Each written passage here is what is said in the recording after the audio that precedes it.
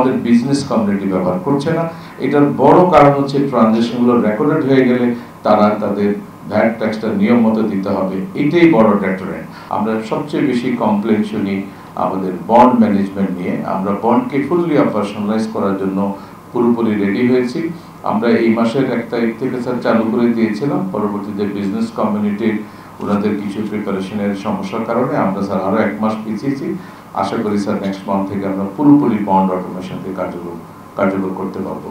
Single উইন্ডোকেও আমরা sir already 7টা onboard হয়েছে, আগামী মাস থেকে বাকি 12টা স্যার অনবোর্ড হবে।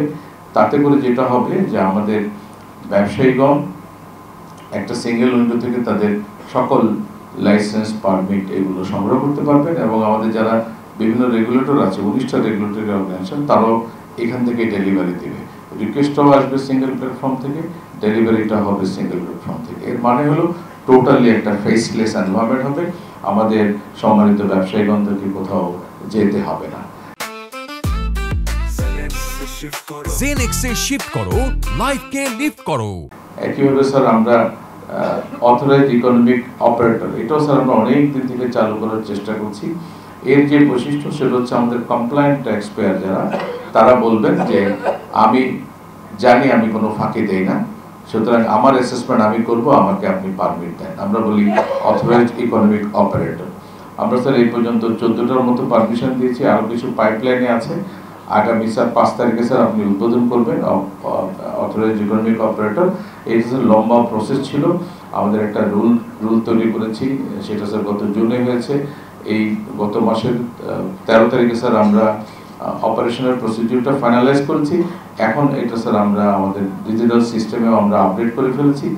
এটা যদি হয় তাহলে স্যার আমাদের কমপ্লায়েন্ট ট্যাক্স পেয়ারদের কোনো রকমের কোনো ইন্টারভেনশন কাস্টম হাউসে থাকবে না। ওনারা সোজা ওনাদের মালগুলো ওনাদের যে জাহাজ থেকে একদম স্ট্রেট ওনাদের প্রিমিসেসে নিয়ে যাবেন সেলফ অ্যাসেসমেন্ট বেসিসে।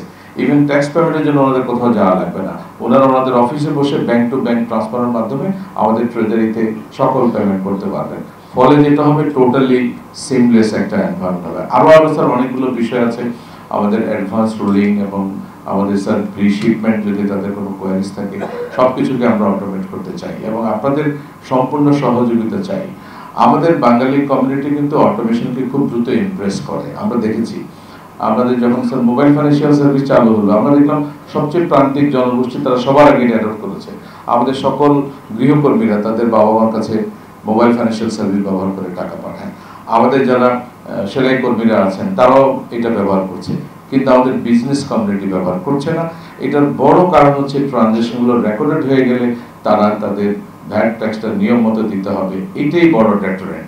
আমরা বলতে চাই আমরা প্রয়োজনে ভ্যাটের হার কমাবো, ট্যাক্সের হার কমাবো, কিন্তু আপনারা দয়া করে আপনাদের যে প্র্যাকটিস, পুরনো প্র্যাকটিস যে সব ট্রানজাকশন রেকর্ডেড না করা, এখান থেকে আপনারা বের হয়ে আসেন।